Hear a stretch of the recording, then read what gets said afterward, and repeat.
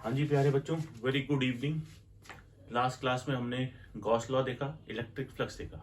इसके ये बहुत इंपॉर्टेंट आर्टिकल है। इस पे क्वेश्चन आप मान के चलो कि 100% बोर्ड पे आता ही आता है। एक बार जो लास्ट क्लास में किया उन दो फॉर्मूलोज को रिकॉल करें, फिर क्वेश्चन देखते हैं उसमें। पहले हमने इलेक्ट्रिक फ्लक्स देखा। इलेक्ट्रिक फ्लक्स क्या था? E into A, electric field vector और एरिया वेक्टर का dot product for two dimensional surfaces,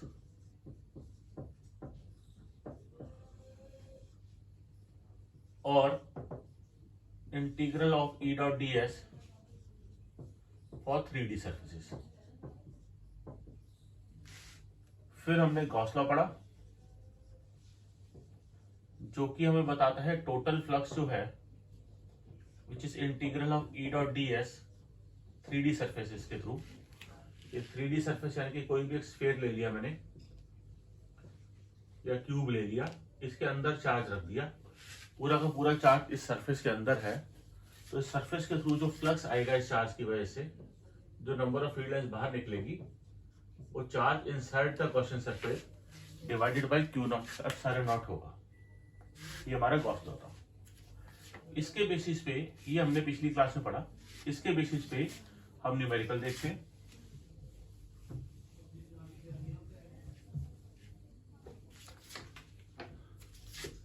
question है, a charge q is placed at a distance a by 2 above the center of a horizontal square surface। हमारे पास एक square surface है, ये हमने ऐसे रखा, इसके सेंटर, ये आ गया स्क्वायर सरफेस का सेंटर, इसके सेंटर से ये डिस्टेंस a है, तो आधा हो गया a by 2, यानी कि इसके सेंटर से आप ऊपर आ गए, कितनी ऊपर है? a by 2 डिस्टेंस पर। और यहां पे चार्ज क्यू पड़ा है, आपको बताना है electric field through the square surface, flux of electric field through the square surface, यानी कि इस स्क्वायर सरफेस के थ्रू आपको फ्लक्स बताना है, ये वाला सरफेस। अब देखो, ये बड़ा इंपॉर्टेंट क्वेश्चन है, आपकी एनसीईआरटी में भी है। फ्लक्स थ्रू स्क्वायर सरफेस बताना है और चार्ज सेंटर से a by 2 ऊपर पड़ा है। इसको आप ऐसे समझो कि अगर मैं एक क्यूब कंप्लीट करना चाहूं,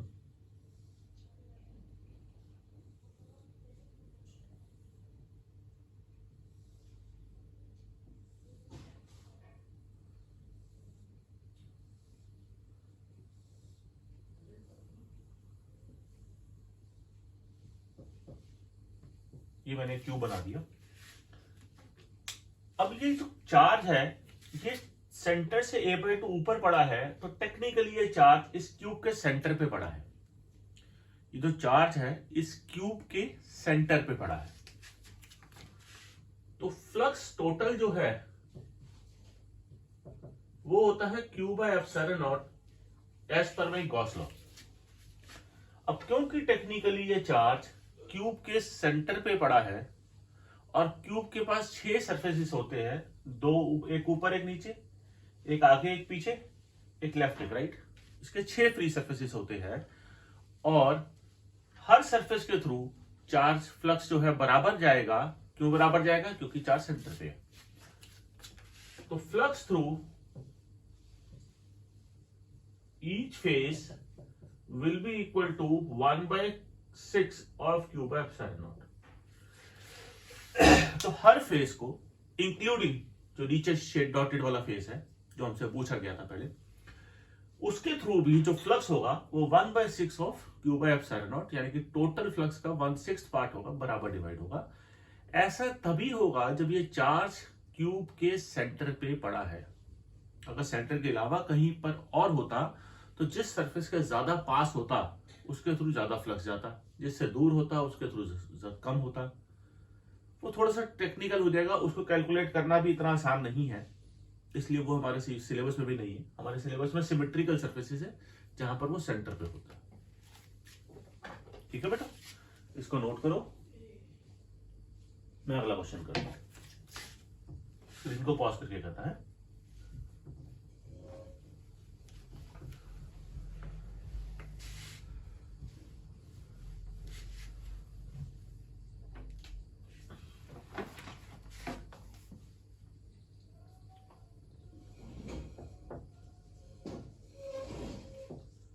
the electric field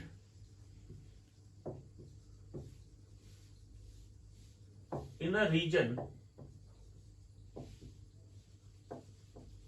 is given by 3/5 E naught I cap 4/5 E naught J cap with E naught is equal to 2 into 10 की power 3 Newton per coulomb.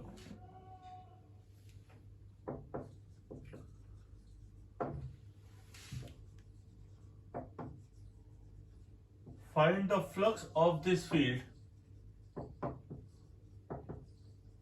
Find the flux of this field through a rectangular surface of area.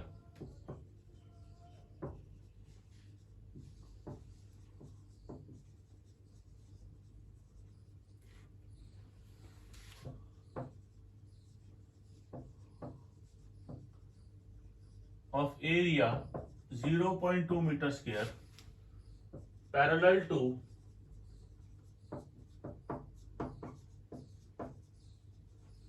YZ plane. अब again मैं बार बार बोलता हूं, जब भी कोई numerical मैं शुरू करने लगूं, स्क्रीन को पॉज करके पहले आप खुद ट्राई करो, फिर उसको देखो. Electric field in a region is given by E is equal to 3/5 E naught I cap 4/5 E naught J cap. ये मेरी E naught की वैल्यू है, ये बाद में पुट करेंगे. Flux through the field through a rectangular surface. अभी rectangular surface is a 2 dimensional surface, ये 2D सरफेस है. एरिया एक वेक्टर क्वांटिटी है, यह है 0.2 metre square parallel to YZ plane. अगर area parallel to YZ plane है तो एरिया वेक्टर इस प्लेन के परपेंडिकुलर होता है. कोई भी एक सरफेस है, जैसे मैंने कहा ये बोर्ड है, तो एरिया वेक्टर कौन सा होगा, यहां से आपकी तरफ, बोर्ड से बाहर की तरफ, सरफेस के परपेंडिकुलर. तो एरिया वेक्टर क्योंकि परपेंडिकुलर होता है और एरिया वाईजेड प्लेन में है, तो इसका परपेंडिकुलर होता है वाईजेड प्लेन का x axis, which is represented by I cap. तो मेरा एरिया वेक्टर हो जाएगा 0.2 आई कैप. आई कैप क्यों लिया, क्योंकि वाईजेड प्लेन के परपेंडिकुलर एक्स एक्सिस होता है. अभी जो हमारे पास फ्लक्स होता है वो इलेक्ट्रिक फील्ड और एरिया वेक्टर का डॉट प्रोडक्ट होता है. अब डॉट प्रोडक्ट कैसे करते हैं, आई को आई से मल्टीप्लाई करते हैं, जे को जे से करते हैं. याद है फॉर्मूला, 3/5 E नॉट इंटू 0.2. जे वाला तो है ही नहीं यहां पर, मैं लिखने को लिख सकता हूं 4/5 E नॉट. जे वाला यहां पर पार्ट नहीं है एरिया में, वो हो जाएगा 0. तो ये हो जाएगा 0.6 अपॉन 5 E नॉट. ये मेरा फ्लक्स आ गया. E नॉट की वैल्यू पुट कर दो, 0.6 2 इंटू 10 की पावर 3 अपॉन 5. 10 की पावर 3 को 1000 लिख दे,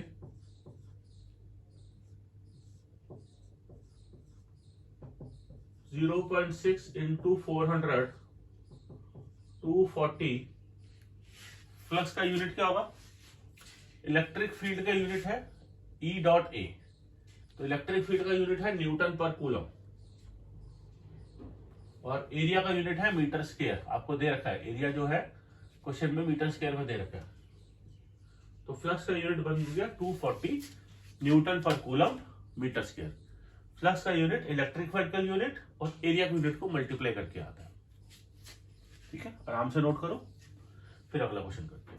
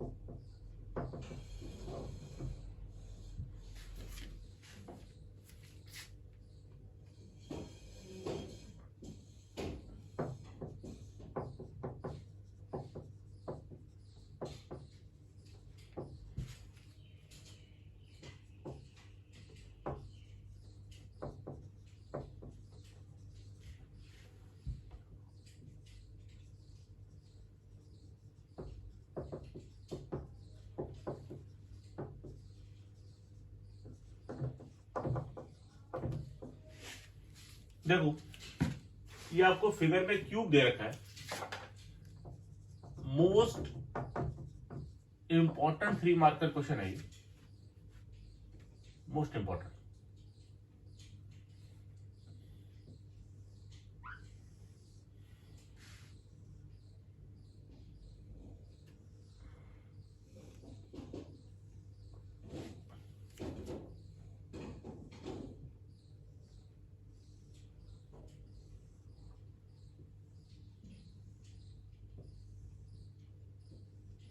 ये मुझे क्यूब दे रखा है, इलेक्ट्रिक फील्ड कंपोनेंट बोल रहा है E X is equal to 800√x।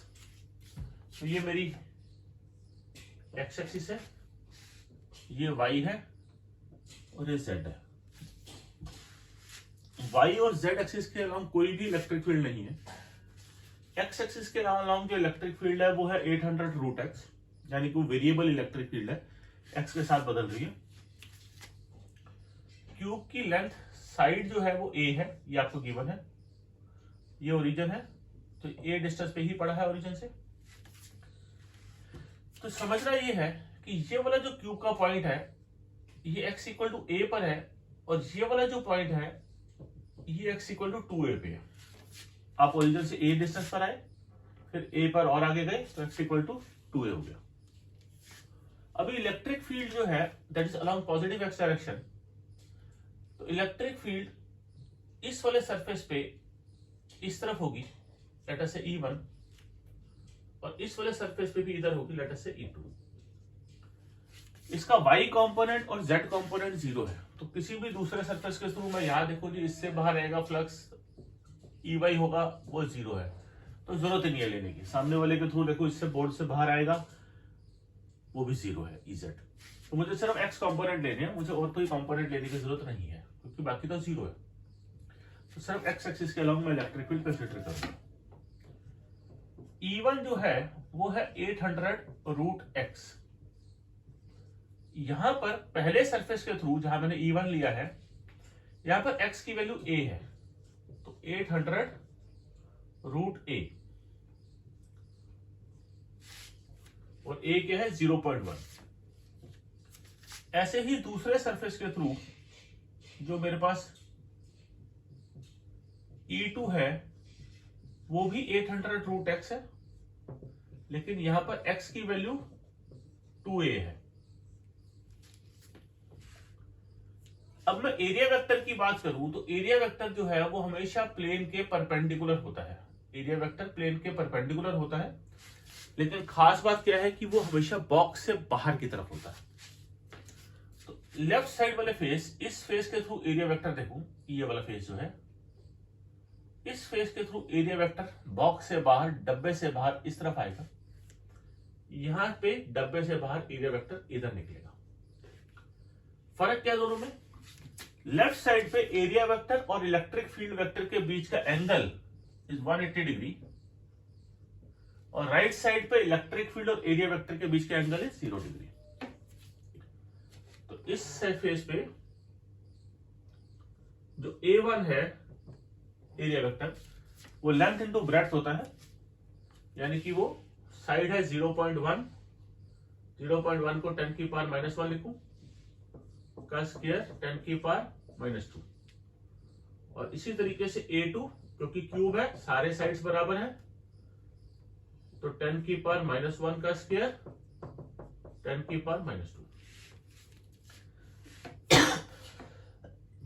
अभी फ्लक्स थ्रू लेफ्ट वाला फेस जो है φ1 वो होगा E1.A1, यानी कि E1 into A1 into cos 180। E1 है 800√A, A1 इज 10 की पावर -2 cos 180, cos 180 -1 होता है, तो देखा 8√A, याद है आपको 8√A। इसी तरीके से फ्लक्स थ्रू राइट वाला फेस हो जाएगा φ2 E2 डॉट A2, E2 कितना है 800 रूट 2A, A2 इज 10 की power minus 2, 8 into root 2A। Cos 180 minus होता है, तो ये वाला जो फ्लक्स लिखोगे आप, ये फ्लक्स भी माइनस होगा। अभी अगर मुझे टोटल फ्लक्स निकालना है तो वो तब क्या होता है, total flux is Q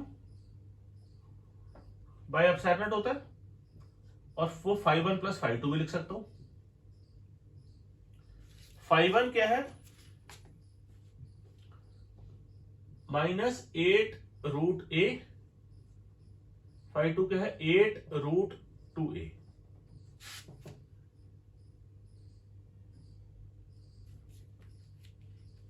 -8, this is 0.1, 2 into 0.1 is 0.2। इसको आपको सॉल्व करना है, आपके पास टोटल फ्लक्स आएगा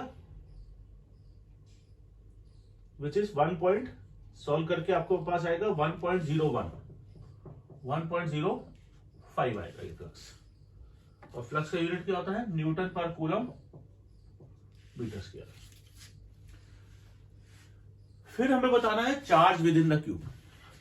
तो टोटल चार्ज, फ्लक्स टोटल जो है वो Q बाय एप्सिलॉन नॉट होता है, और ये चार्ज कौन सा है, which is inside the cube, inside the Gaussian surface. तो चार्ज इनसाइड कितना आ जाएगा 5 into epsilon not, 1.05, epsilon not कितना 8.854 इंटू 10 की पावर माइनस 12, वैल्यू डालोगे, इसको मल्टीप्लाई करोगे 9.27 इंटू 10 की पावर माइनस 12 कूलम। आराम से समझ के लिखो, प्यार से, बहुत इंपॉर्टेंट क्वेश्चन है, बहुत फ्रीक्वेंटली पूछा जाता है। पिछले ऑलमोस्ट ये मान के चलो कि 10 सालों के पेपर अगर आप निकालोगे तो उसमें 6 बार ये पूछा जा चुका है। ये इतना इंपॉर्टेंट है, तो बोर्ड में और आपके स्कूल के टर्म्स में आने की इसकी प्रोबेबिलिटी बहुत ज्यादा है इस क्वेश्चन की। आराम से समझो, इस क्वेश्चन पे टाइम लगाना वर्थ है। नोट करो, अगला क्वेश्चन देखते हैं उसके बाद।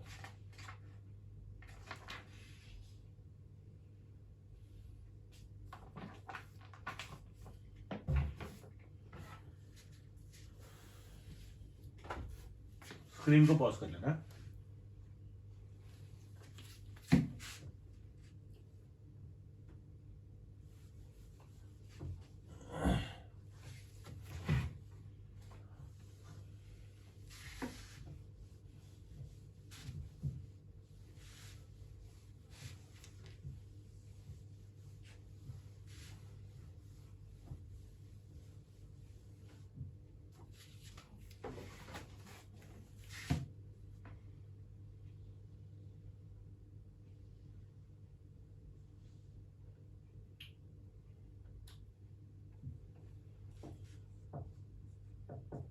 क्वेश्चन है, इलेक्ट्रिक फील्ड इज यूनिफॉर्म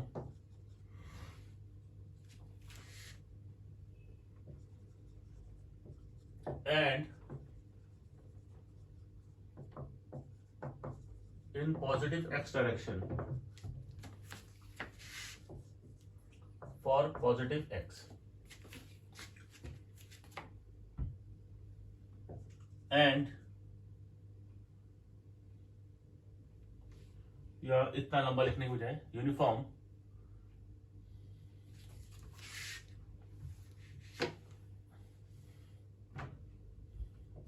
सीधा लिख देता हूं, E इज इक्वल टू 200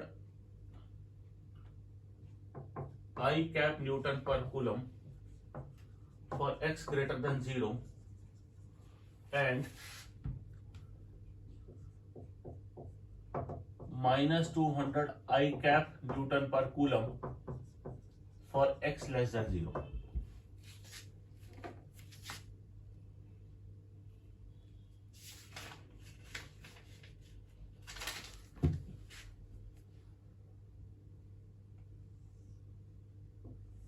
हमारे पास एक सर्कुलर सिलेंडर है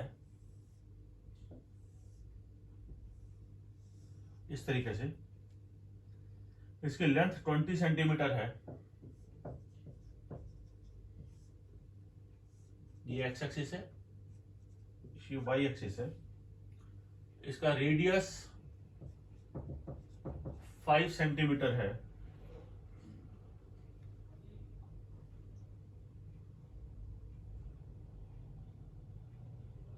ये ओरिजिन पे है इसका सेंटर। आपको net flux through each flat face, 4 part है। पहला part, find flux through each flat face, number 1।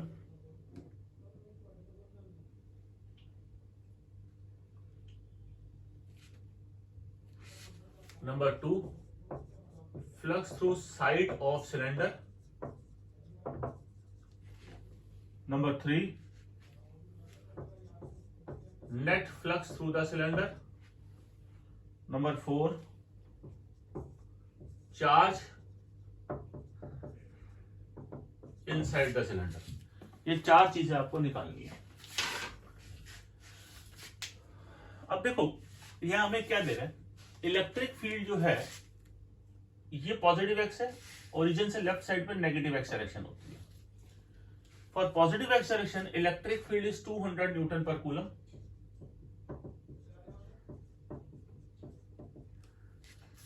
For negative X direction यहां पर electric field is -200 newton per coulomb I cap. ये माइनस आई कैप है, यानी कि positive X direction पे electric field positive side पे है, नेगेटिव एक्स डायरेक्शन पे इलेक्ट्रिक फील्ड नेगेटिव साइड पे है। तो इलेक्ट्रिक फील्ड इस तरीके से ओरिजिन से राइट पे जा रही है, इधर यहां से ओरिजिन से लेफ्ट पे जा रही है। वाई एक्सिस में कोई फील्ड नहीं है, यूनिफॉर्म फील्ड है। फील्ड जो है वो है यूनिफॉर्म, यानी कि स्ट्रेट लाइंस है, पैरेलल लाइंस है, इक्विडिस्टेंट लाइंस है। फ्लक्स थ्रू ईच फेस, तो फ्लक्स थ्रू जो लेफ्ट वाला फेस है, फ्लक्स थ्रू ईच फेस, ये जो फेस है ये वाला फेस, ये 2 डायमेंशनल सरफेस है। तो E डॉट ए सरफेस का फॉर्मूला लगेगा, 2D सरफेस है। Electric field is 200 newton per coulomb और सर्कुलर है तो एरिया हो जाएगा पाई आर स्क्वायर। इसका एरिया वेक्टर कहां होगा, बॉक्स से बाहर की तरफ, यानी कि इलेक्ट्रिक फील्ड के पैरेलल। फॉर्मूला होता है E A cos theta, theta is 0 degree. E put करोगे 200, area is pi R square, pi R कितना है 5 सेंटीमीटर, 5 इंटू 10 की पावर -2 मीटर, 200 पाई 5 का स्क्वायर 25, 10 की पावर -4,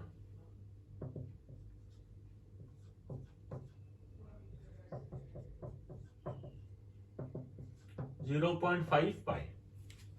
ये फ्लक्स थ्रू ईच फेस आ गया, newton per coulomb metre square. This is flux through each flat face. अभी देखो ये वाला, इस वाले पार्ट में वाई एक्सिस के रंग में ऊपर कर्व फेस लूं, साइड ऑफ द सिलेंडर, यहां पर जो मेरा एरिया वेक्टर है वो परपेंडिकुलर होगा इस डायरेक्शन में, ये मेरा एरिया वेक्टर है। लेकिन इलेक्ट्रिक फील्ड तो यूनिफॉर्म है अलोंग एक्स डायरेक्शन, इस तरफ। Electric field is parallel to x direction, area vector तो परपेंडिकुलर टू एक्स डायरेक्शन हो जाएगा, एंगल हो जाएगा 90, तो फ्लक्स थ्रू साइड वाला फेस हो जाएगा, यही लिख देता हूं ऊपर, E into a into cos 90, जो कि 0 होता है। और फिर नेट फ्लक्स निकालना है, 3 फेस है, पहला, दूसरा और ये वाला है तीसरा face, φ1, φ2, φ3। φ1 is 0.5 pi, φ2 is 0, this is again 0.5 pi, so it is equal to pi. Net flux is pi। ये थर्ड पार्ट हो गया आपका। यहां से फ्लक्स बाहर आ रहा है, पॉजिटिव लूंगा, राइट साइड से फ्लक्स बाहर आ रहा है, पॉजिटिव लूंगा, ऊपर से बाहर आ रहा है, ऊपर से फ्लक्स आ ही नहीं रहा, तो वो 0 हो गया। अब गॉस लॉ क्या कहता है कि जो हमारा नेट फ्लक्स है वो charge inside the Gaussian surface divided by epsilon not है। तो charge inside the Gaussian surface is net flux into epsilon not. Net flux कितना होता है, pi into epsilon not 3.14 into 8.854 into 10 की पावर -12। इस बार इसको खुद कैलकुलेट करो, खुद सॉल्व करो, ये आपके पास नेट फ्लक्स आ जाएगा पाई इंटू एप्सिलॉन नॉट। ठीक है बच्चे, ये सारे आपके मैंने ज्यादातर क्वेश्चंस या ऑलमोस्ट सारे मैंने आपके एनसीईआरटी से लिए, थोड़े से टिपिकल है, इसको ध्यान दो, आराम से समझो, प्यार से समझो। कोई चीज नहीं समझ आई हो फोन करके फिर पूछो, मैं दोबारा समझाऊंगा अगली वीडियो में। नहीं तो संडे को हम लाइव क्लास करेंगे स्काइप पे, उसके अंदर करेंगे इसको। ठीक है, इसको नोट करो।